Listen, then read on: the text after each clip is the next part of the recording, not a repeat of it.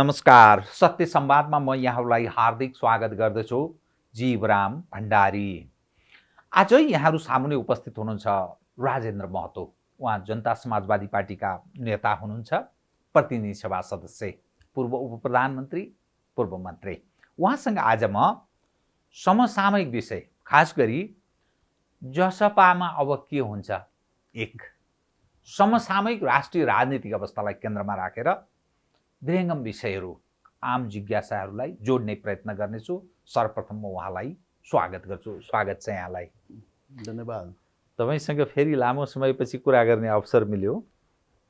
अब यस्तो समयमा म तपाईसँग संवाद गर्दैछु, फेरि सत्य संवाद, सत्यको निकट पुग्ने गरी संवाद गर्नुपर्ने।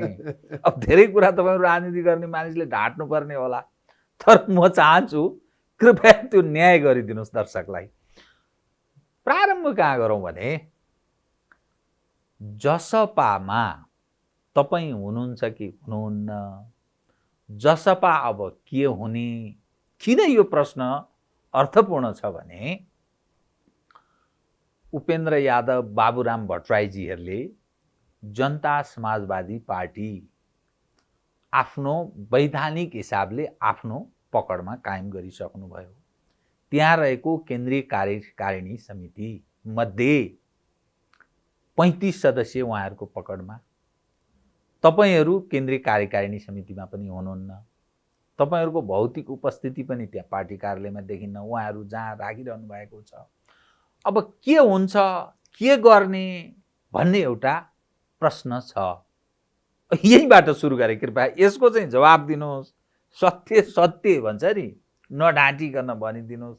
त्यसपछि म अन्यत्र मोडिन्छु। कृपया।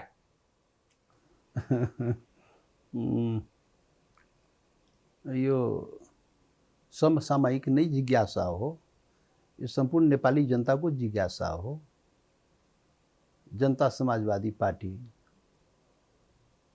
के भइरहेको छ। हेर्नुस्, जनता समाजवादी पार्टी निर्माण हामीले गरेका हौं।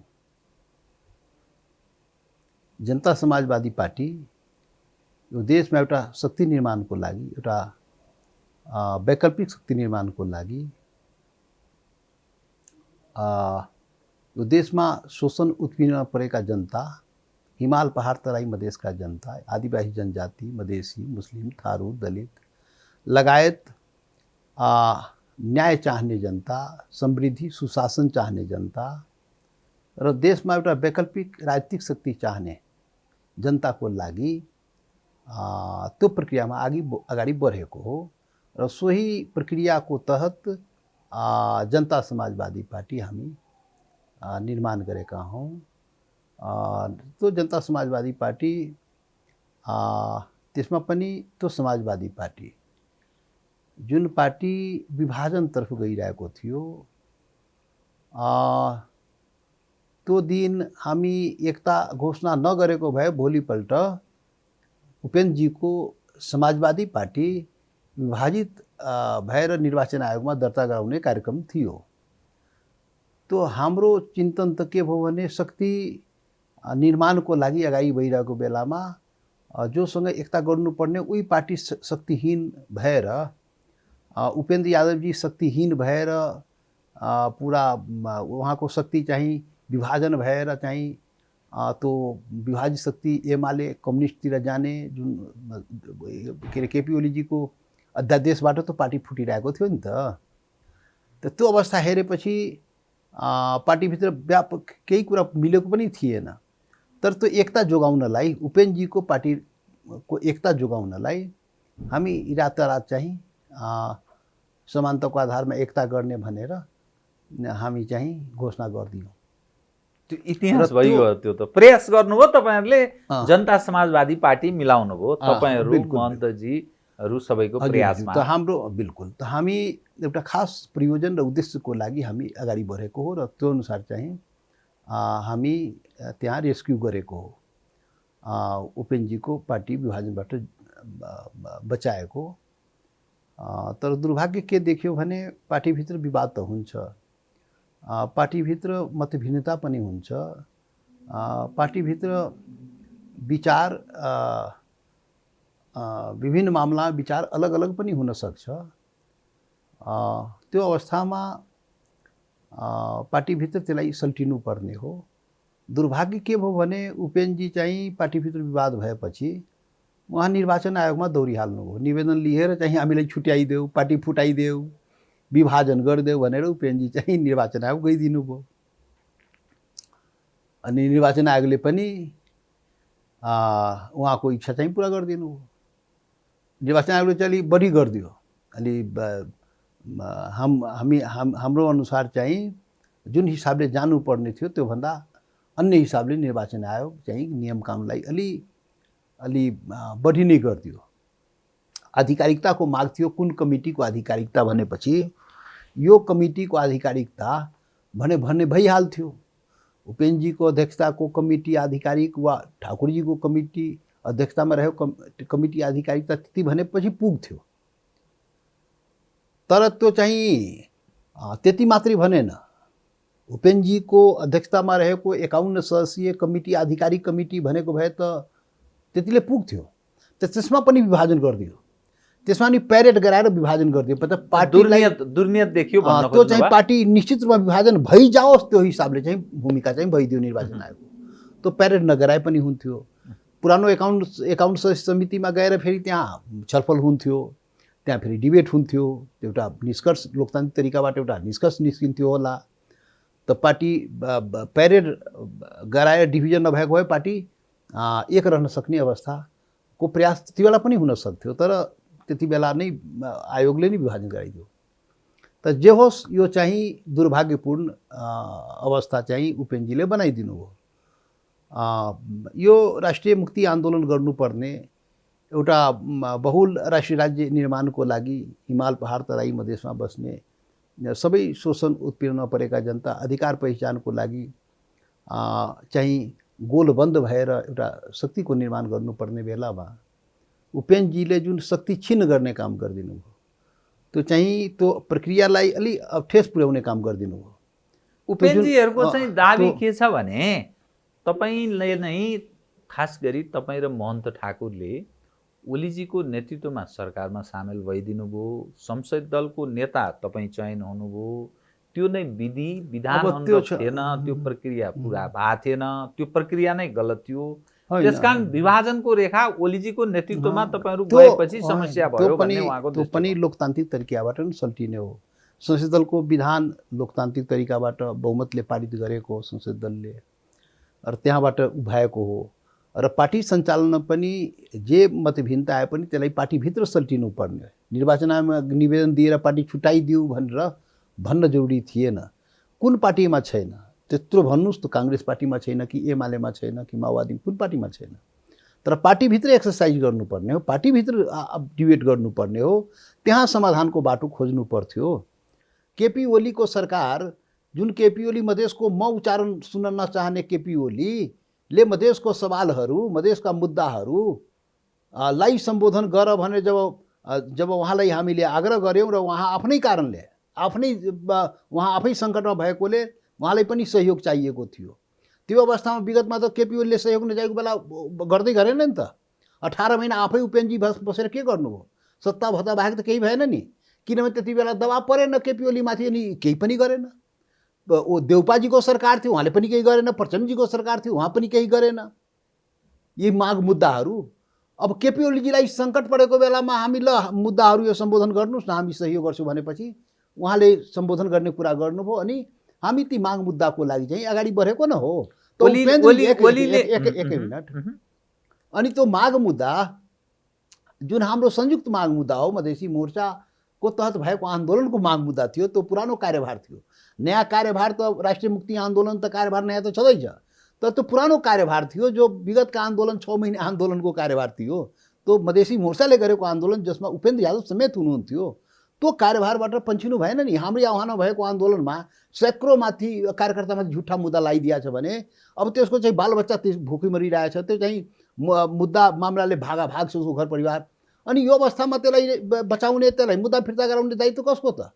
अनि कुनै सरकारले नगर्ने, अनि केपी ओली मजबुरीमा गएर उसलाई सङ्कट परेको बेलामा त्यो बेलामा ल ठिकै छ गर्छु भने मजबुर भएर सकारेको न हो। र गरे त हामी 139 हाम्रा कार्यकर्ताका साथीहरूको चाहिँ लगाएका झुटा मुद्दा हामी फिर्ता गर्न लाग्यौँ नि त। नागरिकता अध्यादेश जो वर्षौँ 3 त्यो वर्षदेखि मुद्दा फिर्ता भयो। त्यो 139 जनाको मुद्दा फिर्ता भयो।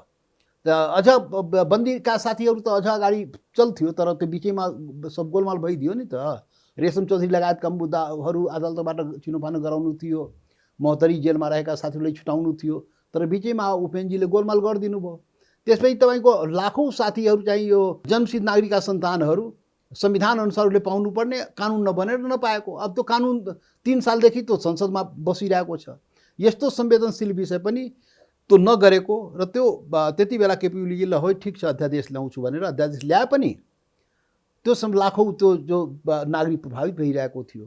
यी काम संविधान संशोधनको उहाँ त कानुन स्वास्थ्य मन्त्रीबाट कानुन मन्त्री हुनुभयो। कानुन मन्त्री भएर एउटा आफै प्रस्ताव लगायो होइन, संविधान संशोधनको लागि कार्यदल बनाउने भनेर होइन, त्यो कार्यदल पनि नबनाइदिएको होइन केपी ओलीजीले। अनि हामीले त्यो पनि सकार गर्नलाई उसलाई संविधान संशोधनको लागि कार्यदल बनाउनुहोस्, त्यो पनि क्याबिनेटमा कार्यदल बन्यो 5 सदस्यीय कार्यदल। त यी कुराहरू जुन 18 महिना कार्यकालमा उहाँले आफै गराउनु सक्नु भएन।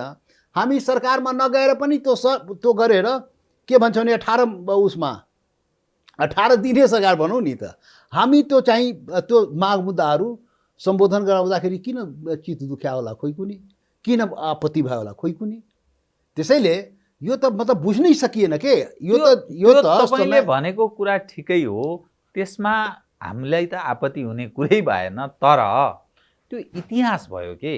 अब सवाल के रह्यो भने उपेन्द्र, बाबुराम, अशोक राई, राजेन्द्र श्रेष्ठ क्रमशः त्यो वरियता क्रम हेर्दाखेरि डाक्टर बाबुराम भट्टराई 1 नम्बर, 2 नम्बरमा उपेन्द्र यादव, 3 नम्बरमा अशोक राई, 4 नम्बरमा राजेन्द्र श्रेष्ठ जनता समाजवादी पार्टीको नेतृत्व यो देखियो।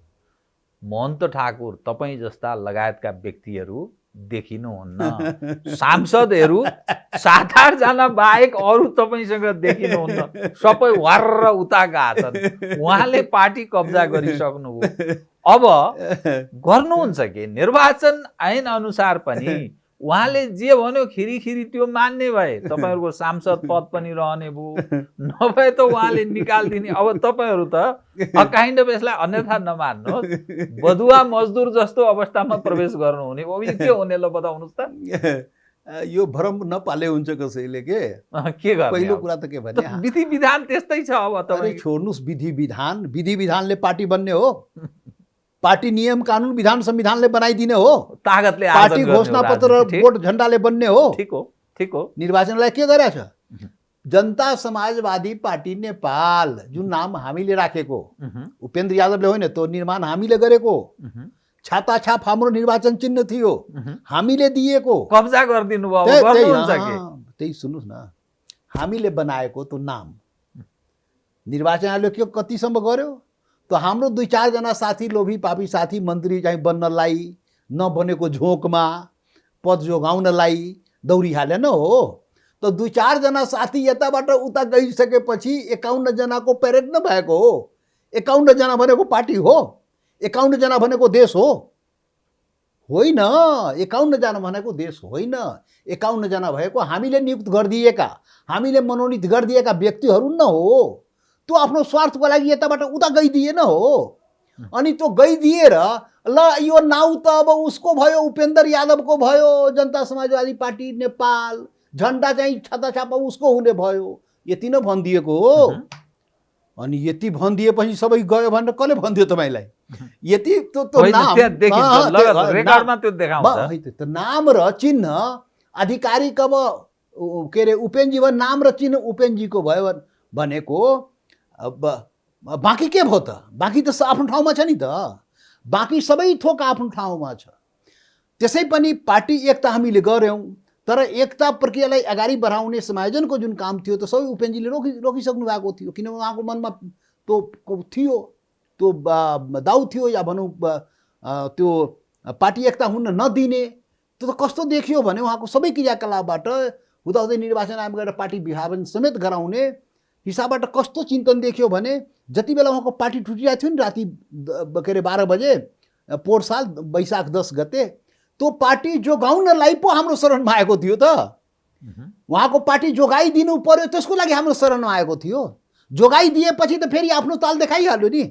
उहाँलाई एकता, उहाँलाई शक्तिसँग मतलब थिएन नि। त्यो मधेसको शक्ति एकता हुनुपर्छ, आदिवासी जनजाति एकता हुनुपर्छ, शोषणित परेको जनता गोलबन्द हुनुपर्छ। त्यो उद्देश्यका साथ न त्यो चाहिँ गरिएको थियो, त त्यो उद्देश्य उहाँको रहन्छ के। उहाँलाई यो राष्ट्रिय मुक्ति आन्दोलन, अधिकार पहिचान, सुशासन समृद्धि, यो संविधान, यी कुराहरू उहाँको एजेन्डै रहन्छ। उहाँ त पार्टी फुटिरहेको थियो, जोगाइदिनु पऱ्यो भनेर हामी कहाँ आएको, हामीले जोगाइदियो, त उहाँको काम निस्किसकेपछि फेरि दौडादौड भागिहाल्यो। त त्यो त क्लियर भयो, प्रमाणित भयो। त यहाँले जुन भन्नुभयो नि, यहाँले भने जस्तै त्यो निर्वाचन आयोगले चाहिँ जनता समाजवादी नेपाल उपेन्द्रजीको भयो, छाताछाप उपेन्द्रजीको भयो, त्यति भनिदिएको हो।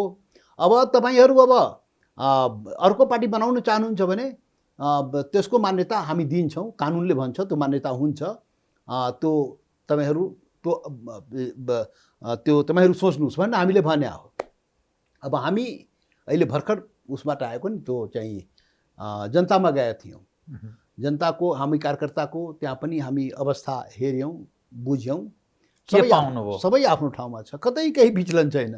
सबै अझ त्यति मात्रै होइन, इन्ट्याक्ट मात्रै होइन, यो एकता विरोधी तत्त्वबाट सावधान भएको छ त्यो जनता। हामी त मधेसमा गएको थियो अहिले, त्यो जनता सावधान भएको छ, त्यो कार्यकर्ता सावधान भएको छ, र जो चाहिँ सुतिरहेको थियो त्यो चाहिँ उठेको छ के। यो त एकतालाई भाँड्ने काम पो गरिदियो त। तर तपाईका सहयोगी जस्ता देखिएका मानिस त फेरि उता देखिन्छ नि त हिजोका दिनका। त्यो त मैले भने 2-4 जना पद पाउ र पद जोगाऊ, त्यो हेड काउन्टिङवाला 51 जनाको तपाईँ कुरा गर्नु भयो नि त। म भनिरहेको छु त्यो 51 जना मात्रै पार्टी होइन, त्यो पार्टी त जनतामा छ नि त। त्यो जनताबाट हामी हेरेर आयौँ। त्यो त झन् त्यो चाहिँ एकता चाहने, गोलबन्द चाहने, विभाजन नचाहने जनता त झन् आक्रोशित भएको छ नि त। त्यसैले त्यो त जनता झन् गोलबन्द भएको छ नि त, कार्यकर्ता झन् गोलबन्द भएको छ नि, झन् जागरुक भएको छ के। त्यसैले पार्टी त्यहाँ हो। नाम र चिन्ह त्यो अब अदालतमा जुन गडबड भएको छ कानुनी रूपले, त्यसको लागि अदालतमा हामी मुद्दा दिइरहेको छौँ, अदालतमा चलिरहेको छ। मलाई छ 10-20 दिनमा त्यो अदालतले टुङ्ग्याउँछ। आशावादी हुनुहुन्छ? कानुनअनुसार हुने हो भने यो देशमा न्यायालय पनि कानुनअनुसार गर्ने हो भने, संविधान कानुनअनुसार गर्ने हो भने त न्याय पाउने नै हो। तर यहाँ त के हुन्छ, यहाँ न्यायालय पनि, यहाँ न्यायालय भए पो न्याय पाउँछ, त्यहाँ अदालत न हो। एक थान फैसला दिने न हो, न्यायालय पो न्याय दिन्छ त।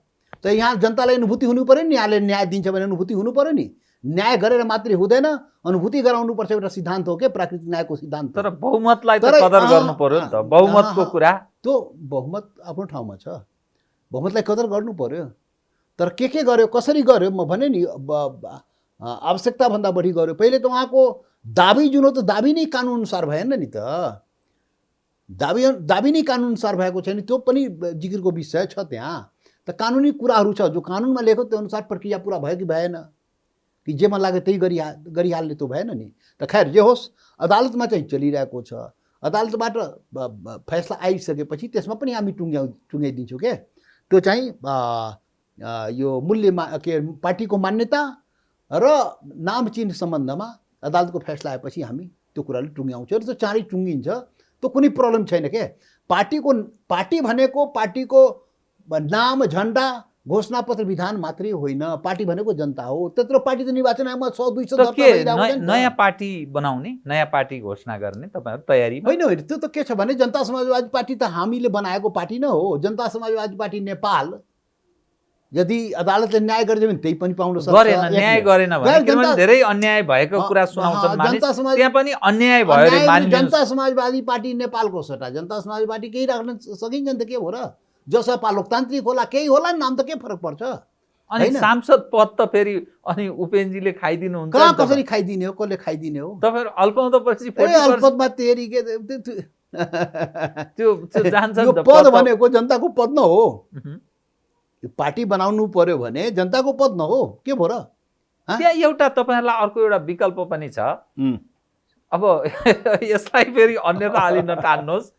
खास गरी हुन त पहाडका पनि कुन ड्याङका मुला हुन् र, तर तराईका मानिसमाथि के आक्षेप बढी लाग्छ भने शक्तिका बढी पूजक छन्। कोही त्यही रोक्नुस् है, यही रोक्नुस्। कसैले जीवरामजी यही रोक्नुस् यो कुरा। भन्छन् एमालेमा के भइरहेको छ? त्यो ठिकै हो। अनि किन तपाईँ तराई कुरा गर्नुभयो? नै त्यो आग्रह पूर्वाग्रह हो तपाईँको। यो बिल्कुल एमालेमा के भइरहेछ? हिजो अस्ति काङ्ग्रेसमा के भइरहेको थियो? गिरिजाबाबु र देउपाको बिचमा के भएको थियो? त्यो एमालेमा विगतमा पार्टी फटाफट फुट्या होइन? अनि तपाईँ के भनाइयो? म यसै सन्दर्भमा जोड्छु। यसलाई यही रोक्नु। ठिक छ, म यस सन्दर्भमा अलि अगाडि बढ्न खोजेको। मैले त्यो टेकेको मात्रै। लोभी पापी जहाँ पनि सुन्नुहोस्, यहाँ लोभी पापी जहाँ पनि हुन्छ यार। पार्टीमा कुनै पनि पार्टीमा लोभी पापी जहाँ पनि हुन्छ। पदको लागि दौडिहाल्ने, पदको लागि आसक्ति, पाएन भने रिएक्सन गरिहाल्ने, दलबदल गरिहाल्ने, दौडिहाल्ने, यस्ता हुन्छ। सबै पार्टीमा हुन्छ के, यो सबै ठाउँमा हुन्छ। यो मैले के विषय उठाउन खोजेको के विषय भने देउबा नेतृत्वको सरकार प्राविधिक हिसाबले बहुमतमा तर अल्पमतमा जस्तो देखिन्छ। राष्ट्रिय सभामा यो सिधाका सिधै अल्पमतमा छ। प्रतिनिधि सभामा तपाईहरूले असहयोग गरेको हकमा यो विधेयकहरू पास गर्न सक्ने अवस्थामा रहँदैन प्रतिपक्षले। तर भलै तपाईहरूले गत संसदमा जब शेरबहादुरजीलाई प्रधानमन्त्री बन्ने सवालमा सहयोगी गरिदिनुभयो, त्यसकारण उहाँले तपाईहरूलाई अफर गर्न सक्नुहुन्छ तपाईको समूह पनि मन्त्रीमा सामेल होस्। यो स्थिति आउँदा के गर्नुहुन्छ भन्ने मेरो प्रश्न हो। त्यो हाम्रो एजेन्डै होइन अहिले। होइन त्यो अहिले हाम्रो एजेन्डा पहिले त्यो अहिले एजेन्डै नै आइसकेका छैन। अहिले त पार्टी हुनु पर्यो नि। होइन, अफर गर्न सक्नु। शेरबहादुरजीले त कसैलाई गर्न सक्नु भएको छैन। 1 महिना बितिन लाग्यो। शेरबहादुरजीलाई पनि जसरी केपी ओलीलाई हामी माग मुद्दाको कुरा गरेका थियौँ, शेरबहादुरजीलाई पनि माग मुद्दाको कुरा गरेका छ र उहाँलाई मत हालेको छ। कुरा बुझ्नु भएन? शर्त सहित हो। उहाँलाई हामीले माग मुद्दा कुरा गरेर हामी गर्छौँ भनेर भनेको छ के, हामी गर्छौँ भनेर भनेको छ। त्यो चाहिँ हेरौँ नि। अब उसमा साझा न्यूनतम कार्यक्रममा त संविधान संशोधन, नागरिकता बिल सबै राखेको छ नि त। त्यो कुराहरू त गर्नु पर्यो नि त। औचित्यको आधारमा सहयोग गर्ने हामी त्यति बेला नै भनेका थियौँ। जसरी केपी ओलीलाई हामीले गरेका थियौँ सहयोग समर्थन, तपाईँले पनि हामीले गर्नु। उहाँले माग्नुभयो त ठिक छ, हामी गर्ने हो। हामी आफ्नो 2/3 ल्याउन सक्ने अवस्था छैन, आफ्नै फुली सरकार बनाउने अवस्था छैन, आफ्नो माग मुद्दा कुनै सरकारसँग नै पुरा गराउने हो। त हिजो केपी ओलीलाई भने, केपी ओलीले सकार्नुभयो, जति गराउन सक्यो गरियो। अब तपाईँको सरकार बन्यो, तपाईँ त्यो माग मुद्दाले क्यारी गर्नुहोस्, जति सक्नुहुन्छ त्यो त गर्नु पर्यो। हामी सक्छौँ भने के अरे गर्छु भने भन्नुभयो अनि हामी समर्थन पनि गरिदियौँ। त कुनै पनि सरकार बन्दाखेरि सरकारलाई राख्ने सवालहरू सरकारले नै राख्ने हो। त्यसैले केपी ओलीजीलाई राख्ने सवालहरू हामी राखेका हौँ।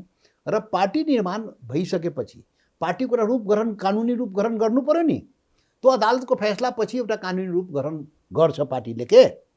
अब कसरी गर्छ त्यसपछि त्यो तपाईहरु ठोस निर्णयमा प्रवेश गर्नुहुन्छ अदालतको फैसला पश्चात भन्नुभयो। गरिसकेपछि अनि त्यसपछि पार्टीले निर्णय गरेर त्यो त पार्टीको अधिकारको कुरा हुन्छ नि। जे गर्ने अब यो देउपा सरकारलाई सहयोग गर्ने, समर्थन गर्ने त्यो गरेकै हो नि। अगाडि कसरी बढ्ने त्यो गर्न सकिन्छ, केही छैन। त्यो समय आएपछि त्यो परिस्थिति अनुसार हुने हो। निकट र दूरी भन्ने कुरा गर्छन् नि मानिस। अहिलेको अवस्थामा हेर्दा के देखिन्छ भने एकातर्फ शेरबहादुरजीको नेतृत्वमा प्रचण्डजी, माधवजी अनि उपेन्द्र बाबुरामजीहरू यस ढङ्गले दुर्विकृत भएको देखिन्छ। तपाईहरु बीचबीच जस्तो तर बाध्यात्मक अवस्थामा शेरबहादुरजीलाई सहयोग गरेको त्यस्तो देखिन्छ तपाईको सवाल उपर, तपाई महन्तजीहरूको सवाल उपर। अर्कोतर्फ ओलीजी र अलि फरक हिजोको अवस्थामा ओलीजीलाई तपाईहरुले सहयोग गर्नु अर्थात् सहयात्रा सहकारीको प्रयास गर्नुभयो। ओलीजीले पनि तपाईहरुलाई केही गुण लगाउने प्रयत्न गर्नुभयो। त्यो के भने तपाईहरुको मुद्दालाई सम्बोधन गर्ने। यस अर्थमा त्यो फेरै जस्तो पनि देखिन्छ। जुन ढङ्गले त्यो दूरी र निकटको कुरा गर्दा अब यहाँको राजनीति यहाँ आइपुग्दा देउबाजीहरूसँग तपाईँ निकट कि ओलीजीहरूसँग निकट या समान दूरी दुवैसँग के स्थितिमा हो त यो? अब हेर्नुहोस्, हामी पनि समाचारमा पढ्या हो, सुन्या हो, त्यो कम्युनिस्टहरू ध्रुवीकृत भइरहेको छ अरे। एउटा त एमाले भइ नै हाल्यो, त त्यहाँ बाहेकका कम्युनिस्टहरू विभिन्न कालखण्डमा विभिन्न नाउँमा रहेका कम्युनिस्ट, माओवादी कम्युनिस्ट या अन्य रहेकाहरू जस्तै उपेन्द्रजी, बाबुरामजीहरू, माधवजीहरू प्रचण्डजीहरू लगायत कम्युनिस्टै न हो, नामधारी विभिन्न नाम भए पनि कम्युनिस्ट नै हो नि त। कम्युनिस्ट नै हो। उपेन्द्र पनि सब कम्युनिस्ट। उपेन्द्रजी पनि एमाले माओवादीबाट न आएको न हो। एमाले हुँदै माले हुँदै माओवादी अनि हो, त्यसपछि त्यो पकिया कम्युनिस्ट नै हो के किनभने अहिले उहाँको व्यवहारबाट देखिहाल्यो, किनभने माग मुद्दालाई छोडेर त्यो त कहाँ कहाँ जानु हो नि त। त यो एउटा कम्युनिस्ट दलको ध्रुवीकरण भइरहेको छ, एउटा अर्को कम्युनिस्ट पार्टी खोल्ने भनेर के नाउँमा कुनै कम्युनिस्ट पार्टी खोल्ने प्रचण्ड, माधवजी, उपेन्द्र बाबुरामहरू खोल्ने भनेर समाचार मैले पढेको, अब के हो मलाई थाहा भएन। त होला त एउटा कम्युनिस्ट छ, अर्को पनि कम्युनिस्ट पार्टी त यहाँ दर्जनौँ थियो नि त। अब कमसेकम एउटा होइन दुईवटा रहन्छ त ठिकै हो, त्यो पनि ठिकै हो। र हाम्रो जुन सवाल हो, हामी भनौँ नि आफ्नो सवालको लागि, आफ्नो माग मुद्दाको लागि जो माग मुद्दाको निकट आउँछ उसँग हामी निकट हुने हो के। हामी कसैको अनुहार हेरेर केही हुने होइन। हामी माथि तिनटै काङ्ग्रेस एमाले माओवादी तिनटै गोली चलाएर संविधान बनाएको थियो के, यो कुरा हामी बिर्सेकै छैन नि त। त हाम्रो यो माग मुद्दाको यो देशमा आदिवासी जनजाति, मुस्लिम, थारू, मधेसी यो शोषण उत्पीडनको जब सवाल आउँछ नि त यी तिनटै एउटै लाइनमा खडा भइहाल्छ के। यो देशको तिनवटा ठुला पार्टी काङ्ग्रेस एमाले माओवादी तिनटै एउटै लाइनमा काम गर्छ के, समझदारी यिनीहरूको भइहाल्छ। त हाम्रो लागि त यो बराबरै न हो। त्यसैले हामी जसको सरकार बने पनि उसको माग मुद्दालाई हामीले के अरे त्यो निकटता हेरेर हामी उसँग सहयोग समर्थन एजेन्डाको आधारमा कसैलाई सहयोग या असहयोगको कुरा आयो हैन। पार्टी हाम्रो लोकतान्त्रिक पार्टी हो। लोकतान्त्रिक पार्टी भएकोले लोकतन्त्रप्रति हामी सजग रहन्छौँ, सतर्क रहन्छौँ। अब आक्षेप लगाए ओलीजी प्रतिगामी, त्यो प्रतिगामीलाई तपाईँहरूले सहयोग गर्नु। तब हामी भन्ने प्रतिगमनमाथिको प्रतिगमन मैले भनेको थिएँ नि, ओलीजीले सदन विघटन गर्यो अनि मैले ल यो प्रतिगमनमाथिको प्रतिगमन मैले भनेको थिएँ। प्रतिगमन भने पहिलो प्रतिगमन तिनटै मिलेर गरेको थियो, काङ्ग्रेस एमाले माओवादी तिनटै मिलेर गरेको थियो संविधान बनाउँदाखेरि। प्रतिगामी संविधान बनाए पछि हटेर केही मामलामा त अग्रगमन संविधान बन्यो, सङ्घीय लोकतान्त्रिक गणतन्त्र होइन, अग्रगमन संविधान बन्यो। केही मामलामा अधिकार पहिचानको मामलामा पछि हटेर संविधान बनायो के, पछि हट्यो। विगतको संविधानहरूभन्दा पनि पछि हटेर संविधान बनायो। अनुदार अधिकार खोसियो के, प्राप्त अधिकार पनि खोसियो, पहिचान खोसियो। त त्यो हाम्रो सवालमा चाहिँ यी तिनटै प्रतिगामी काम त गरेको हो। त्यसमा केपी ओलीजी अस्ति फेरि त्यो संसद विघटन गरेर प्रतिगमनमाथिको प्रतिगमन गरिदिएको हो, त्यसको विरुद्धमा हामी लडेको हो। विरुद्धमा प्रतिनिधि सभा विघटन गर्नु गलत थियो, ओलीजीले गलत थियो त नि त हामी लड्यौँ। फेरि किन साथ दिनुभयो? त्यो भन्दैछु नि, लड्यौँ। लडेपछि संसद पुनर्स्थापन त भयो नि त, अदालतले गरिदियो नि। अदालतले गरिदिएपछि त नर्मल सरकार भएको थियो के, सरकार त नर्मल भएको थियो नि त। त नर्मल सरकारसँग हामी काम गराइरहेको थियो नि त। विघटन त पछि लास्टमा नआएर भयो, विघटन त लास्टमा भयो। त त्यो सरकारले हामी गरिरहेको थियौँ।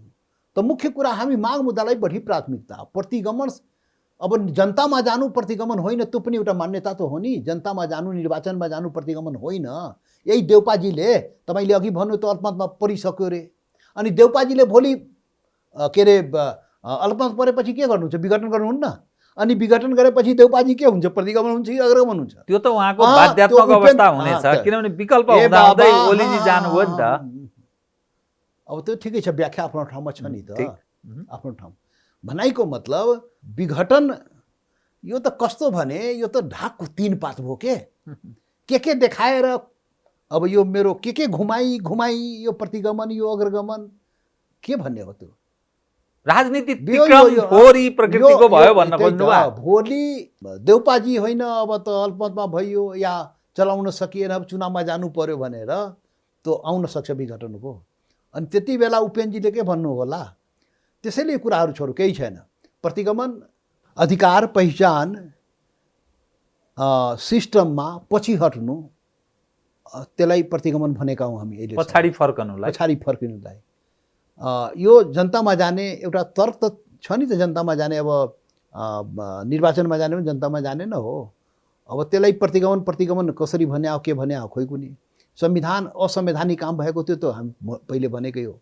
अर्कोमा पनि असंवैधानिक अलि प्रक्रिया केपी ओलीजीले मिलाएन त अदालतले भनेको नि त। अब त्यो त अब कतिसम्म अदालतले ठिक भन्यो बेठिक भन्यो त फेरि आफ्नो ठाउँमा छ। फेरि यहाँ मैले अघि नै भने अदालत हो नेपालमा, न्यायालय होइन है।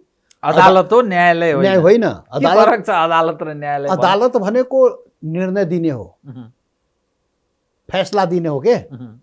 न्यायालय भनेको न्याय दिने हो। फैसला दिन्छ न्याय नदिन सक्छ भन्ने फैसला न्याय नहुन पनि नहुन सक्छ, सक्छ निर्णय न्याय नहुन पनि सक्छ, न्याय नहुन सक्छ। त यहाँ अदालत हो जसले एक थान निर्णय दिन्छ, फैसला गर्छ।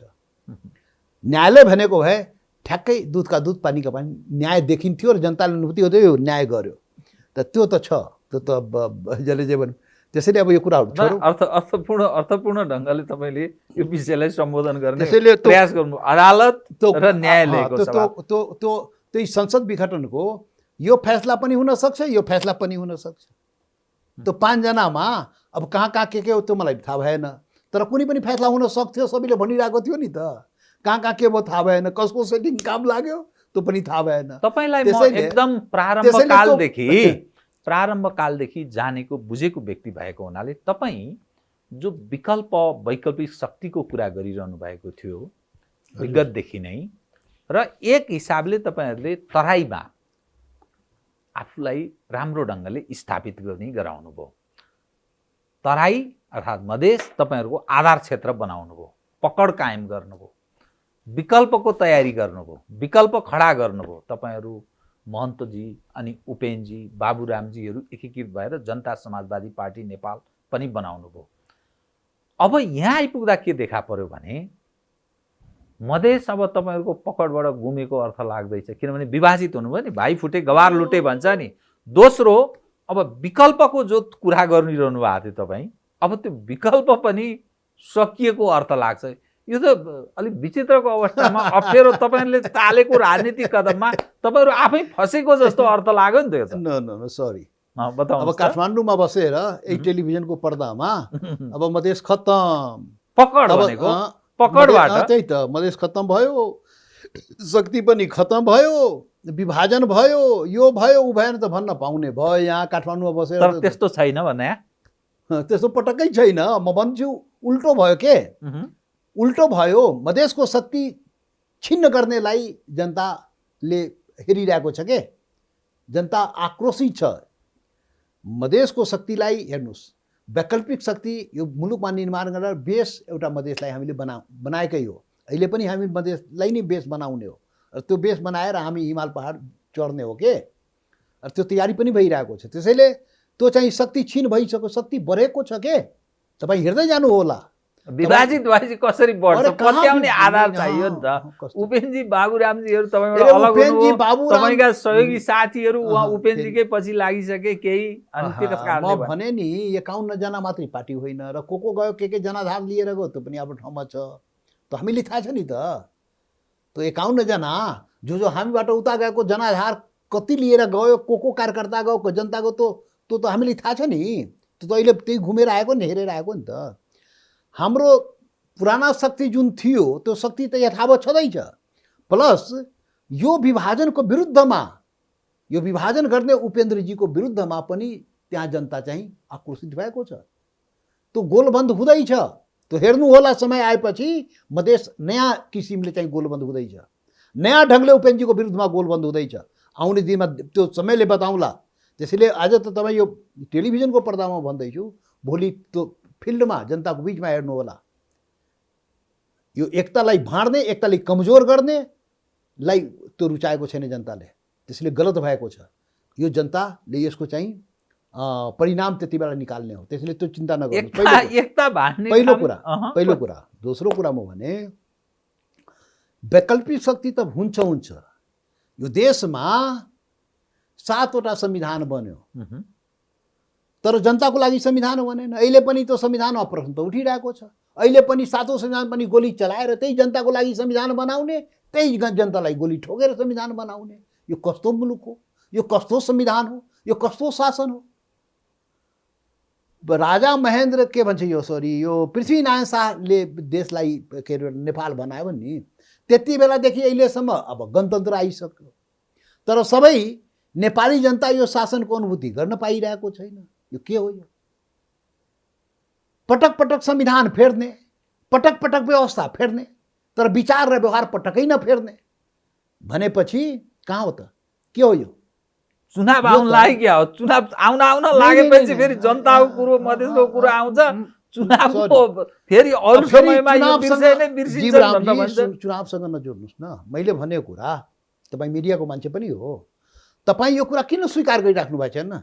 यो मुलुकमा 7वटा संविधान बन्यो, 70 वर्षमा 7वटा संविधान बनाउनु ठिक हो। जरुरी हो। ठिक हो त्यो त भएकै चिज हो अनि यो कुरालाई किन स्वीकार नगरे त? 70 वर्षमा 7वटा संविधान बनाउने, 250 वर्षमा अमेरिकाले एउटा संविधान बनाउने, अनि दुनियाँको शक्तिशाली राष्ट्र हुने, अनि हामी 70 वर्षमा 7वटा संविधान बनाउने, छिमेकी भारत 70 वर्षमा एउटा संविधान बनाउने, शक्ति उन्मुख हुने, चाइना चाहिँ 70 वर्षमा एउटा संविधान बनाउने, शक्तिशाली राष्ट्र हुने, अनि हामी जान्ने भएर 70 वर्षमा 7वटा संविधान बनाउने। बहादुर, हामी बहादुर नेपाली वीर बहादुरहरू, संविधान बनाउन बहादुर, त्यो जनताले अधिकार दिन, पहिचान दिन चाहिँ यो अपराध भइरहेको छ यहाँ। के हुँदाहुँदै गणतन्त्र आयो, योभन्दा राम्रो व्यवस्था छ दुनियाँमा? के मलाई बताउनुहोस् न। गणतन्त्र भन्दा दुनियाँमा कुन व्यवस्था राम्रो? तर यो गणतान्त्रिक व्यवस्था पनि सबै जनताले आफ्नो शासन अनुभूति गर्न पाएको छैन। किन? के हो यो? यसको एउटा मात्रै कारण हो के कारण? यो देश भने 7वटा संविधान बन्यो, संघीय लोकतान्त्रिक गणतन्त्र देशमा आयो, तर यो देशको जनता, अधिकांश जनता असन्तुष्ट छ। अधिकांश जनता भनेको मतलब 2/3 भन्दा बढी, 70-80-90% जनता असन्तुष्ट छ। के हो यो कारण? के हो? किनभने यो देशको शासन र संविधान एकल राष्ट्रिय राज्यको चिन्तनबाट गरिएको हो, बनाइएको हो। एकल राष्ट्रिय राज्य होइन नेपाल। नेपाल बहुल राष्ट्रिय राज्य हो। नेपाल विविधताले भरिएको देश हो। यो देश सबैको देश हो। विभिन्न एथनिसिटीहरू देशमा बसेको छ, विभिन्न नेसनालिटीहरू देशमा बसेको छ। यो जब नेपाल बन्यो नि, नेपाल एकल जातीय देश होइन। बनाउने बेलामा पृथ्वीनारायण शाहले भन्यो नि त, यो नेपाल भनेको आफ्नो भाषामा, त्यति बेलाको भाषा चार वर्ण क्षति जातको साझा फुलबारी हो भनेर भन्यो नि त। त्यो के भन्यो? त्यो चाहिँ बहुल राष्ट्रिय राज्य हो भन्ने तपाईको धारणा हो त? त्यो आफ्नो बहुल राष्ट्रिय राज्य हो भनेर एकता गरेको। त्यति बेला त थियो नि मगरात, तमुवान, के अरे विभिन्न 22-24 राज्यहरू थियो नि, आफ्नो पहिचान भएको राष्ट्रहरू थियो नि त। त्यसलाई एक ठाउँमा ल्याइयो। हिमाल पहाड तराई मधेसका 22-24 राज्यहरूलाई, साना साना राज्यहरूले एक ठाउँमा गाभे। त बहुल राष्ट्र थियो। बहुल राष्ट्रलाई एक राष्ट्र बनायो, नेपाल बन्यो। के त नेपाल बहुल राष्ट्रिय राज्य हो। यो बहुल राष्ट्रिय राज्यको मूल्य मान्यता अनुसार संविधान बन्यो भने सबको लागि संविधान हो। बहुल राष्ट्रिय राज्यको मान्यता अनुसार शासन चल्यो भने त्यो चाहिँ सबैको शासन हुन्छ। यहाँ त एकल जातीय शासन, एकल राष्ट्रिय राज्यको कल्पना गरेर मानसिकता, चिन्तन, सोच बनाएर काम भइरहेको छ। नस्लीय चिन्तन, एकै मिनट, एउटा नस्लीय चिन्तन सोच बोकेर शासन हुन्छ, संविधान बनाइन्छ। एउटा नस्लको यो देशै होइन। यो विविधताले भरेको देश हो, सबैको देश हो, सबै वर्ग समुदाय जात जातिको देश हो। विविधताले हिमाल पहाड तराई मधेसबाट बनेको देश हो। अनि उता हेऱ्यो मधेसी धोती हेऱ्यो भने यो मधेसी त इन्डियन होला भनेर जति बेला गाली गर्दै पनि हुने भयो नि त। अनि तपाईँ टोपी दौरा लगायो भने तपाईँ पकिया नेपाली भइसक्यो। अब त दार्जिलिङ देहरादुन जहाँबाट आए पनि पकिया नेपाली। तपाईँले उठाएको प्रश्न जेन्युन प्रश्न छ। यो मानसिकताले देश कसरी चल्छ? यो मानसिकताले देश चलाउन खोज्या हो। यो मानसिकताले संविधान बनाउन खोज्या हो, बनेको हो। यो मानसिकताले शासन चलाउनु। गणतन्त्र आए पनि के फरक पर्यो? 7वटा संविधान बनाएर के फरक पर्यो? ढाको 3 पात। एकल चिन्तन सोच हो, एकल जातीय चिन्तन सोच, एकल राष्ट्रिय चिन्तन सोच हो के नेपालमा हो। अब नेपालमा परिवर्तन, नेपाल संघीय लोकतान्त्रिक गणतन्त्र पाइसकेपछि नेपालको अन्तिम परिवर्तन भनेको बहुल राष्ट्रिय राज्यको स्थापना नै हो। के एकल राष्ट्रिय राज्यबाट नेपाललाई बहुल राष्ट्रिय राज्यमा लैजाने नै हो। त्यसको लागि राष्ट्रिय मुक्ति आन्दोलन गर्नुपर्छ, अर्को उपाय छैन। अब हिमाल पहाड तराई मधेसका सबै यो राष्ट्रहरू, राष्ट्रियताहरू, यो पहिचानवादीहरू, हिमाल पहाड तराई मधेस सबै, मधेसी होस्, थारू होस्, आदिवासी जनजात, शेर्पा, तामाङ, राई, लिम्बू, गुरुङ, भोटे, मगर, नेवार, यो पहिचान छ नि। अरे 22-24 का सबै आफ्नो पहिचान त थियो नि। त्यो सबै पहिचानवादी एक ठाउँमा आउनु पर्यो। र त्यो यहाँसम्म त हेर्नुहोस् न, खस यार पनि भने त्यो खसहरू पनि आफ्नो पहिचानको लागि लैरहेछ। इभेन बाहुनहरूको संस्कृति पनि गुम हुने अवस्थामा गइसक्यो। त्यसको पनि के होला भनाइको मतलब सबै चाहिँ गोलबन्द हुने अवस्था छ र गोलबन्द हुनुपर्छ। अन्तिम अन्तिम सङ्घर्ष नेपालमा हुन्छ अब। नेपालमा अन्तिम राष्ट्रिय मुक्ति आन्दोलन, राष्ट्रिय मुक्ति क्रान्ति अन्तिम हुन्छ त्यो, र त्यो बहुराष्ट्रिय राज्य स्थापनाको लागि हुन्छ। यो एकल हुँदैन। अब एकल जति चल्यो चल्यो, 270 वर्षसम्म, कहिले 104 वर्ष पनि एकल चल्यो। राणा शासन एकल त थियो नि त, के थियो त, एकल न हो। अहिले 70 वर्षदेखि एकल त हो नि, के हो, एकल राष्ट्रिय राज्य हो, एकल जातीय राज्य हो। अब नाउ केही कुरा गर्दाखेरि त शब्द अलि अप्ठ्यारो भइहाल्छ। त्यसैले म जब ऊ प्रधानमन्त्री भएँ अनि भन्ने के अरे जब हुने बेलामै मलाई सोध्यो तपाईँको के हो, मैले भने एउटा दुईवटा एजेन्डा छ। एउटा एजेन्डा त विगतको आन्दोलनको छ, त्यो कार्यभार हाम्रो टाउकोमा छ, साथीहरूलाई जेलमा राखेको छ, थुनामा राखेको छ, मुद्दा सैकडौँमाथि चलाइदिया छ, के अरे संविधान संशोधन या नागरिकता बिलहरू, यीहरू पुरानो आन्दोलनका एजेन्डा, त्यसलाई हामीले उठाउने हो, गर्ने हो, सरकारमा आएको हो, केपी ओली सरकारमा गराउने भनेर त्यसको लागि एउटा कार्यभार त त्यो हो। अर्को कार्यभार भनेको एकल राष्ट्रिय राज्यबाट बहुल राष्ट्रिय राज्यमा लैजानलाई यो देशमा राष्ट्रिय मुक्ति आन्दोलन गर्नुपर्छ, त्यसको तयारी गर्नुपर्छ, त्यो कार्यभार छ हाम्रो टाउकोमा। त्यो भन्नु त के थियो, ओहो पुतला दहन सुरु भइसक्यो त। यो एकल मान्यता राख्ने नस्लवादीहरू पुतला दहन सुरु गराइदियो त। अब देशमा पुतला दहन, यो देश विखण्डन गर्न खोज्यो। अरे यो एक बहुल राष्ट्रिय राज्य भनाइको मतलब देशलाई बलियो पार्ने एजेन्डा हो के? यो बहुल राष्ट्रिय राज्य भनेको यो सबलाई बहुलताले भरेको देशलाई एक ढिक्का राख्ने हो, र त्यो राख्नलाई सबको अधिकार पहिचानलाई। राजनीतिका कतिपय पण्डित भन्छन् संविधानमा समस्या छैन, सवाल व्यवस्थामा पनि छैन, समस्या नेतृत्वको, त्यसकारण नेतृत्वमै सुधार जरुरी छ भन्छन् नि त।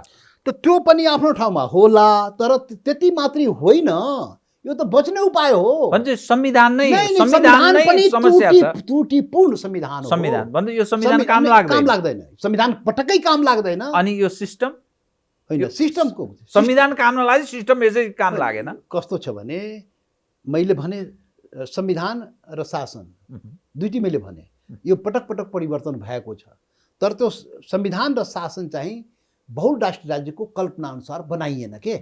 गणतन्त्र आयो भन्छ होइन, यो गणतन्त्र एकल हो कि बहुल हो? यो गणतन्त्र एकल हो के? यो गणतन्त्रलाई पनि बहुलतामा लैजानु पर्यो नि त। संविधान पनि बहुलतामा लैजानु, यो शासन पनि लैजानु पर्यो।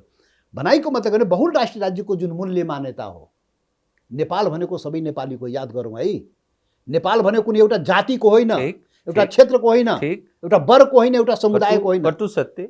तर त्यो चाहिँ कटु सत्य हुँदा पनि त्यसलाई स्वीकार गरिएन के। यहाँ नेपालको शासन प्रणाली हेर्नुहोस्, जति शासन, कार्यपालिका, व्यवस्थापिका, न्यायपालिका, सबै शासन सारा अङ्गहरू हेर्नुहोस्, संवैधानिक अङ्गहरू हेर्नुहोस्, बहुलताले भरिएको हो। बहुल राष्ट्रिय राज्यको त्यहाँ सङ्केत छ, एकल राष्ट्रिय राज्यको सङ्केत पहिचान छ, त्यहाँ भरिएको छ। के भन्ने, दिन दहाडे डकैती भइरहेको छ, अनि के भन्ने यो? त्यसैले अनि त्यसैले तपाई गएर किन एडजस्ट गर्नुभयो त? उपप्रधानमन्त्री खानुभयो, मन्त्री खानुभयो, अब पत्याउँछन् त फेरि बाहिरपछि भोलि तपाईले जुन मुक्ति आन्दोलनको कुरा गरिरहनु सम्भव छ त? पत्याउँछन् मान्छेले। के छ भने लोकतान्त्रिक मूल्य मान्यता भएको देश हो, त्यो त सत्य हो नि त। लोकतान्त्रिक मूल्य मान्यता भएको देशमा लोकतान्त्रिक मूल्य मान्यता अनुसार नै प्रवेश गरेर आफ्नो काम गर्ने हो। पार्टी सिस्टम, पार्टी बनाउनु पर्यो, पार्टीमा आफ्नो कुरा राख्नु पर्यो, जनतामा लैजानु पर्यो। सरकार, संसद, सडकदेखि लिएर संसद, संसददेखि लिएर सरकारसम्म आफ्नो कुरा राख्नु पर्यो। जुन ठाउँमा स्पेस पाए त्यो ठाउँमा आफ्नो कुरा घुसाइहाल्ने, आफ्नो कुरा राखिहाल्ने, त्यो त गर्नुपर्छ हामीले। त्यसैले सरकार पनि एकलको सरकार हो, अब हामी हेर्नै हुँदैन त्यो होइन के। त्यहाँ गएर पनि ऊ प्रधानमन्त्री कुर्सीमा बसेर हामी बहुलता कुरा गऱ्यौँ नि त। कुर्सी त एकलको हो, मलाई थाहा छ। त्यो कुर्सी भनेको एकल राष्ट्रिय राज्यको कुर्सी हो, मलाई थाहा छ। उपयोगको सिद्धान्त अन्तर्गत उपयोग गर्नुभयो तपाईँहरूले। एकल राष्ट्रिय राज्यको प्रधानमन्त्रीको कुर्सी हो त मलाई थाहा छ। त्यो एकल राष्ट्रिय राज्यको कुर्सीमा बसेर बहुल राष्ट्रिय राज्यको कुरा मैले गरेँ नि त, मैले प्रयोग गरेँ नि त। त्योभन्दा पहिले 50 चोटि मैले बहुलताको कुरा गरेको थिएँ। बहुल राष्ट्रिय राज्यको मेरो पुतला जलाइएन, कसैलाई सुन्ने फुर्सद भएन। तर एकल राष्ट्रिय राज्यको कुर्सीमा बसेर जब आफ्नो कुरा राखेँ नि बहुल राष्ट्रिय राज्यको, अनि पुतला जलाउन सुरु गरेँ। सुन्दा कर्णप्रिय लाग्दैन, तर फेरि पनि मैले मधेसको कुरा गरेँ। त्यो मधेसलाई सिंहदरबारको वरिपरि बसेका मानिसहरू सफ्ट बेलीको रूपमा हेर्दछन्।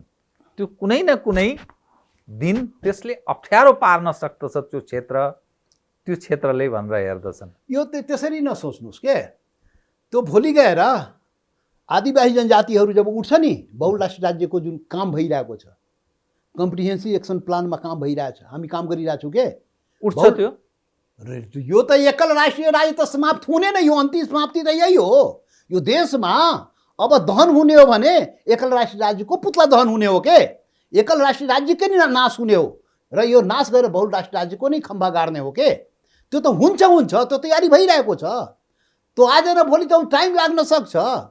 त्यो त आदिवासी जनजातिलाई उही त नि, अब शोषण रूपमा परेको जनता बिस्तारै उठ्छ के, तर बुझिसक्यो 10-15 वर्ष। यसमा म थप अलिकति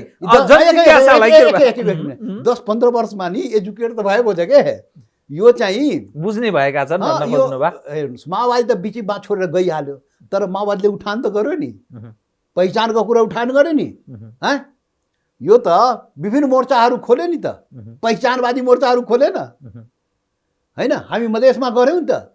भनाइको मतलब के भने जनता त बुझे, शोषण उत्पीडनमा परेका बहुराष्ट्रिय राज्यको स्थापनाको लागि जागरुक जनता चाहिँ बुझेको छ के।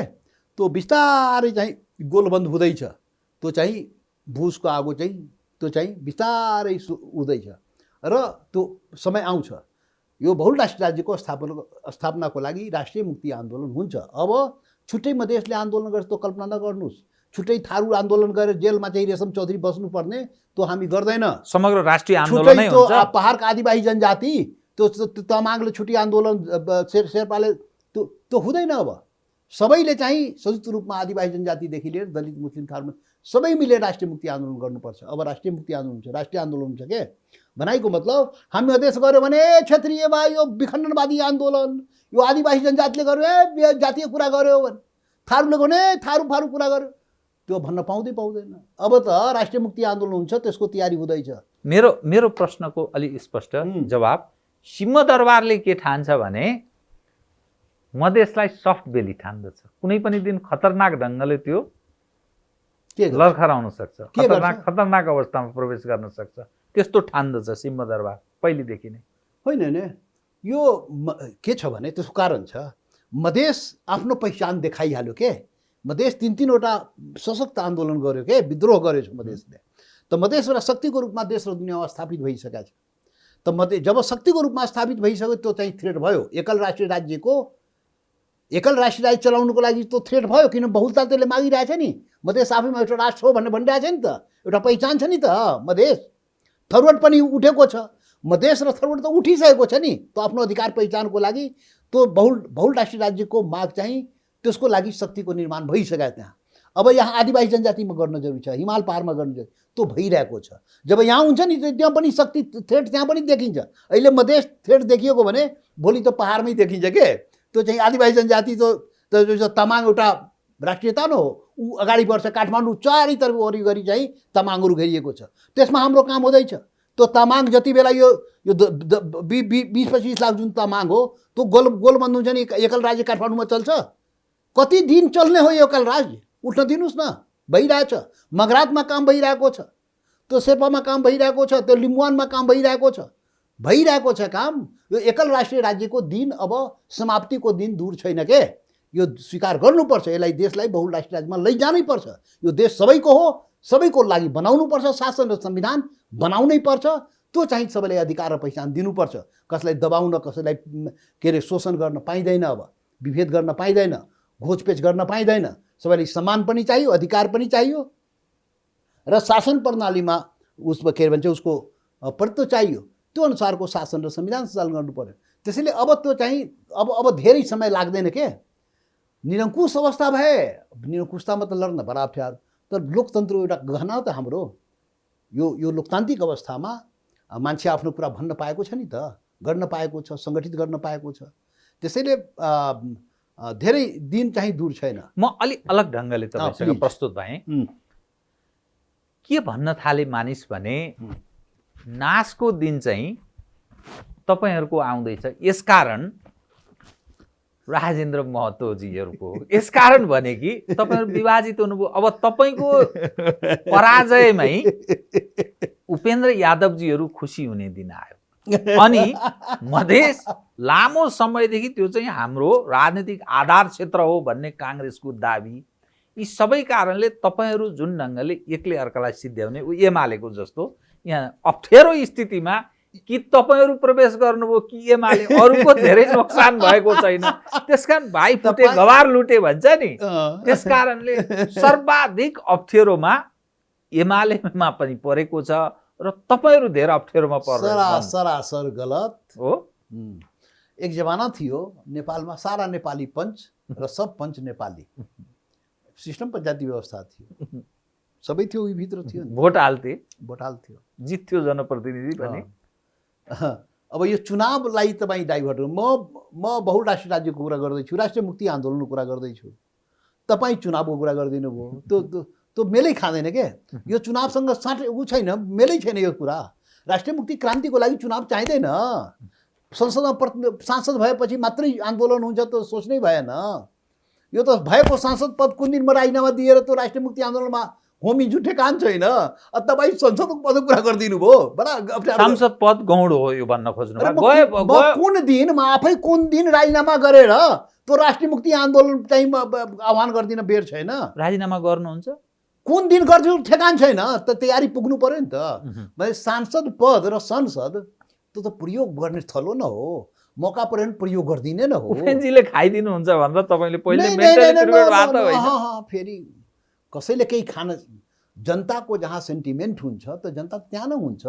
त सेन्टिमेन्ट हामीसँग छ, सेन्टिमेन्ट भनेको अधिकार पहिचानसँग छ, सेन्टिमेन्ट भनेको माग मुद्दासँग छ। माग मुद्दाको लागि हामी जुन हामीसँग व्यवहार गरियो, उपेन्द्रजीले जुन माग मुद्दाको पछि लागेर उहाँले व्यवहार गर्नुभयो, त्यो जनताले हेरिरहेको छ नि त, त्यो कार्यकर्ताले हेरिरहेको छ नि त। माग मुद्दाको लागि यिनीहरूलाई सुली चढाइदियो, त्यो नाम खोजिदियो, त्यति अरू केही गरे होइन। त्यो जनता समाजवादी पार्टीको नाम जुन हामीले राखेका थियौँ उसको पार्टी जोगाइदिएर अनि उसले चाहिँ मौका परेको बेलामा त्यो चाहिँ 2-4 जना हाम्रा लोभी पापीलाई आफ्नो पक्षमा मिलाएर त्यो चाहिँ हेड काउन्ट गराएर 51को चाहिँ त्यो चाहिँ 34 जना आफ्नो पक्षमा पुर्याएर अनि त्यो नाम चाहिँ लिएको न हो। त्यति न हो कि जनता पनि गइहाल्यो, जनता त ऊ विरोधमा छ नि, उसको यो एक्सनको विरुद्धमा छ नि जनता। त्यसैले त्यो चिन्तै नगर्नुहोस् के, त्यो चिन्तै न, त्यो संसदीय निर्वाचनको प्रसङ्गमा पनि उचित समयमा उचित जवाब पाउने हो। मैले त्यही भन्ने हुँदैन, उचित समयमा उचित जवाब पाउने हो। जो चाहिँ यो राष्ट्रिय मुक्ति आन्दोलनको विरोध गर्ने, एकताको विरोध गर्ने, मधेस एक ढिका भएर राष्ट्रिय मुक्ति आन्दोलनमा आउनु परेन, थरुवाट एक ढिका भएर आउनु परेन, आदिवासी जनजाति एक ढिका भएर आउनु परेन, त्यसलाई विभाजन गर्ने।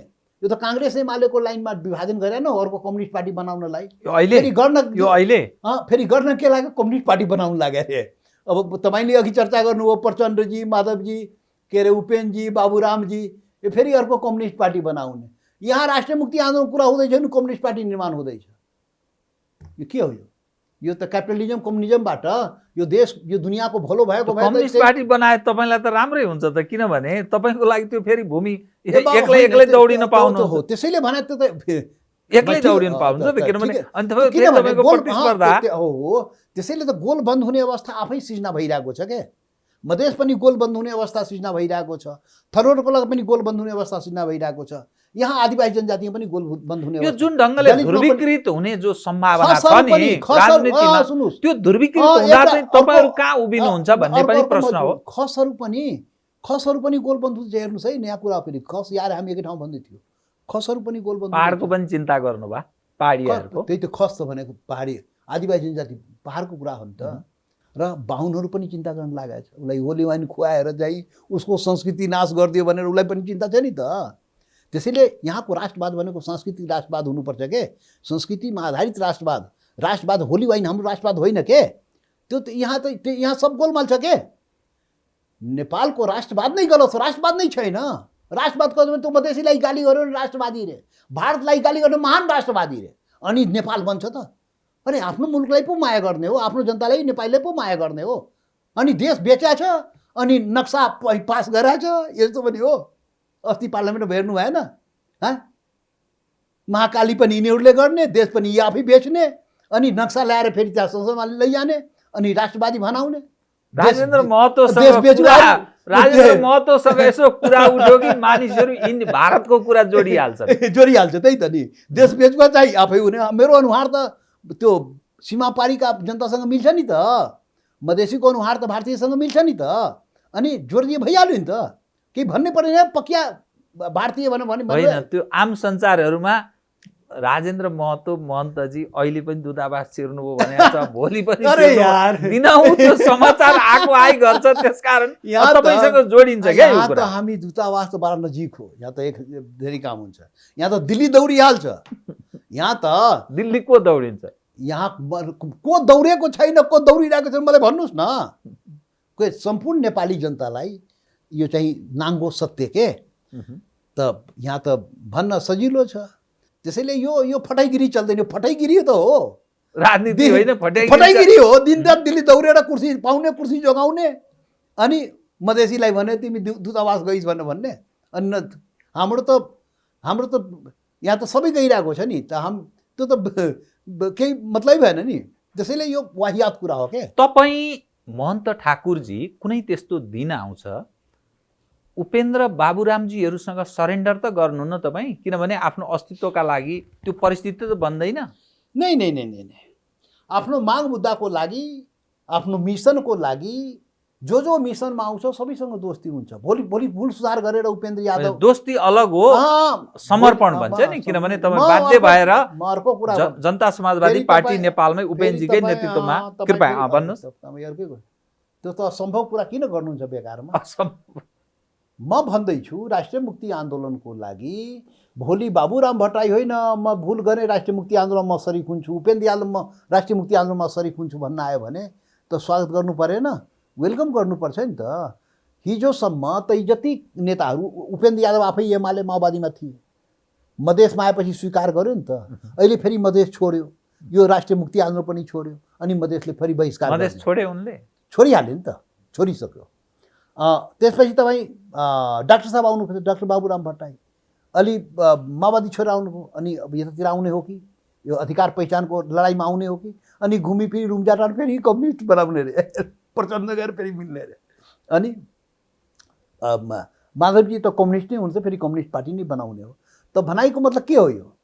त्यसैले राष्ट्रिय मुक्ति आन्दोलनको अभियानमा आउनेलाई त हामीले स्वागत गर्नुपर्छ नि। जस्तै हाम्रो मोहन ठाकुरजी काङ्ग्रेसमा हुनुहुन्थ्यो नि त, काङ्ग्रेसमा हुनुहुन्थ्यो, उहाँ मधेसको कुरा गर्नुभयो, आउनुभयो त मधेसले स्वागत गर्यो नि त, होइन त? यो त छ नि त। त्यसैले माग मुद्दामा भोलिका जुन परिवर्तनका एउटा मात्रै एजेन्डा हो, याद गर्नु होला, फेरि भन्छु, यो देशमा अब एउटा मात्रै एजेन्डा हो। त्यो एजेन्डा भनेको हामीसँग छ। त्यो एजेन्डा भनेको एकल राष्ट्रिय राज्यबाट बहुल राष्ट्रिय राज्यमा लैजाने हो, त्यसको लागि राष्ट्रिय मुक्ति क्रान्ति गर्ने हो। एउटा मात्रै एजेन्डा हो, एउटा मात्रै आन्दोलन हो, एउटा मात्रै लक्ष्य हो। त्यसको लागि देश अगाडि बढ्छ र त्यसमा हामी अगाडि बढ्छौँ र यसमा थुप्रो जमात आउनेवाला छ। तपाईँ हेर्नु होला, थुप्रो जमात आउने, जो आज काङ्ग्रेस एमाले माओवादीमा छ, ती जमातहरू आउनेवाला छ। यो मानिसले के भने महन्त ठाकुर अलि सोझो भलादमी मान्छे, राजेन्द्र महतोजीले फसाइदिनु हो भन्छ। होइन, राम्रो काममा फसाइदियो भने त्यो पनि राम्रै हो। उहाँ अप्ठ्यारोमा पर्नुभयो तपाईँको कारणले महन्त ठाकुरजी भन्छन्। होइन, त उपेन्द्रजीले फसाइदिएको, के गर्ने? उपेन्द्रजीले अब हामी उहाँलाई बचाइदिएका थियौँ, उहाँले हामीले फसाइदियो। त्यो चाहिँ हामी माग मुद्दाको तर्फ चाहिँ केन्द्रित भयौँ, उहाँ चाहिँ अर्कोतर्फ केन्द्रित भएर पार्टी फुटाइदिएको न हो। र पार्टी फुटाइदिएर लोभ लालच केही साथीलाई दिएर त्यो जनता समाजवादी पार्टीको ब्यानर चाहिँ खोस दिएको न हो। अब त कुनै कानुन होला, कुनै कानुन हिसाब किताबले पार्टी त बनिहाल्छ नि, सबैको पद पनि रक्षा पनि भइहाल्छ। निर्वाचित साथीहरूको पद सबैको रक्षित हुन्छ के, सुरक्षित हुन्छ, रहन्छ, सांसद पद अथवा सबै सुरक्षित हुन्छ। तपाईहरुले आफै मन्त्री बनाएका मानिसहरू सबै फेरि वार र उपेन्द्रजीतिर गए, फेरि यता मन्त्री के हो यो? यता मन्त्री भयो, फेरि उता पनि गएर मन्त्री बन्नु पर्यो होला नि त। यो कस्तो चरित्र तपाईहरुले विकास गराइरहनु भएको छ पार्टीमा। अब यो त छ, आज यता छ, भोलि उता आयाराम गयाराम भन्छ नि। ओलीजीले मन्त्री बनाएको मान्छे ओलीजीलाई छोडेर माधवजीसँग गएन, यहाँ उद्धवपाजीलाई भोट दिएन, दियो कि दिएन? देखियो देखियो त्यही भइरहेको छ। सबैमा छ त्यो। सही। तब त्यो जसपामा मात्रै छैन, त्यो म ग्रहण गर्छु, स्वीकार्दछु, ठिक भन्नुभयो। त यो त लोभी पापी, तर यो अब म कार्यक्रमको ठिक अन्त्यमा कि एक मिनट, लोभी पापी जहाँ पनि हुन्छ, यो फलानै जातमा हुनुपर्छ जरुरी छैन, फलानै समुदायमा हुनुपर्छ भने चोर फटा लोभी पापी जुनसुकै ठाउँमा हुन सक्छ के। त जुनसुकै हुन्छ त्यसको चटी त्यस्तै हुन्छ गर्ने के। म तपाईँसँग कार्यक्रमको ठिक अन्त्यमा कि व्यापक राजनीतिक ध्रुवीकरण हुने सम्भावना तपाईँ कतिको देख्नुहुन्छ? जुन ढङ्गले ध्रुवीकृत भइरहेको छ नि, त्यो हुँदा तपाईँहरू कहाँनिर उभिनुहुन्छ भन्ने मेरो जिज्ञासा। यो ध्रुवीकरणबाट हामीलाई केही खास मतलब छैन। प्रयोग गर्ने हो, प्रयोग त गरिहाल्ने, ठिकै छ नि, पर्खौँ हेरौँ हेर्दै जाउँ भन्ने। हिजो केपीलाई प्रयोग गरियो, देउपालाई पनि प्रयोग गरिएला, भोलिहरूलाई पनि प्रयोग गरिएला। त प्रयोग गर्छौँ हामी मिसनको लागि, आफ्नो मूल माग र मुद्दाको लागि प्रयोग गर्ने हो। मुख्य ध्रुवीकरण भनेको बहुराष्ट्रिय राज्यको लागि हुने हो। बहुराष्ट्रिय राज्यको स्थापनाको लागि यो देशमा अन्तिम ध्रुवीकरण भनेको त्यहाँ हुने हो। र त्यहाँ गोलबन्द हुन्छ के अधिकार, पहिचान, सुशासन र समृद्धि, यो चारवटा एजेन्डाको लागि देश ध्रुवीकृत हुन्छ। जसमा त्यो दिनको पर्खाइमा त्यसमा बाहुन पनि हुन्छ, क्षेत्री पनि हुन्छ, आदिवासी जनजाति पहाडको हुन्छ, मधेसी हुन्छ, थारू हुन्छ, दलित हुन्छ, मुस्लिम, त्यहाँ सबै हुन्छ। एकता र अखण्डता उपर कुनै प्रश्न गर्ने ठाउँ सवाल त्यो त यो त नस्लवादीहरूले गरिदिएको न हो। यो औपनिवेशिक चिन्तन सोच बोकेकाहरूले। हेर्नुहोस्, एउटा अन्तिम कुरा म भन्छु, 2 मिनट है। नेपाल हामी भन्छौँ नि, हामी कसैको गुलाम भएनौँ, कसैको औपनिवेशमा बस्नु परेन, हामी भन्छौँ नि त। भारत थियो 200 वर्ष गुलाम, अङ्ग्रेजको गुलाम थियो नि त। हामी त कसैको गुलाम भएनौँ भन्छौँ हामी। तर अर्को दुर्भाग्य सँगसँगै आयो के, बाहेको त गुलाम भएनौँ, बाहेको औपनिवेशको शिकार नेपाल त भएन, नेपाली भएन, तर आन्तरिक औपनिवेशको शिकार नेपाल भयो के। त्यो आन्तरिक औपनिवेश भनेको एकल राष्ट्रिय राज्य, एकल चिन्तन, एकल जातीय चिन्तनको शिकार भयो। औपनिवेशिक चिन्तन सोचको शिकार नेपाली जनता भएकै हो के।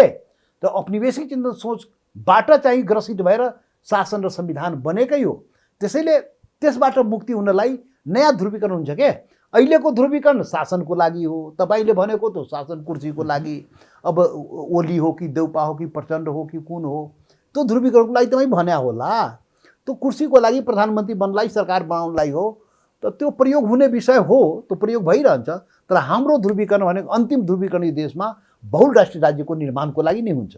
त्यो म अघि भने नि, जहाँ व्यापक ठुलो परिवर्तन, ठुलो त्यो बाहुन क्षतिदेखि लिएर दलित जनजातिसम्म, मधेसीदेखि लिएर आदिवासी जनजाति थारूसम्म सबै यसमा गोलबन्द हुन्छ के।